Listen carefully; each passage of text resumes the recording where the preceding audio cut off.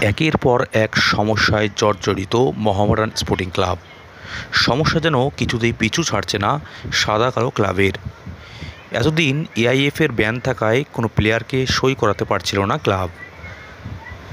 মোহামেডান কর্মকর্তারা প্রায় 24 লাখ টাকা দিয়ে এআইএফকে মিটিয়ে দেওয়ার পরে বৃহস্পতিবার মোহামেডানের ব্যান তুলে নেয় এআইএফএফ। কিন্তু বৃহস্পতিবার সন্ধ্যায় আচমকা অন্ধকার নেমে এলো ক্লাবে। এবার ফিফা থেকে মোহামেডান ক্লাবে ব্যান করার খবর সামনে আসে। জানা যায় কয়েক মাসের টাকা পায়নি মির্জল কাসিমোভ, আর তার জন্য ফিফাতে তিনি অভিযোগ জানিয়েছিলেন। আর তারপরই মোহামেডান ক্লাবের প্রতি ব্যবস্থা গ্রহণ করে ফুটবলের সর্বোচ্চ নিয়ামক সংস্থা। মোহামেডান কর্মকর্তারা অবশ্য এই আশাবাদী যে তারা খুব তাড়াতাড়ি কাসিমোভের টাকা মিটিয়ে দেবেন।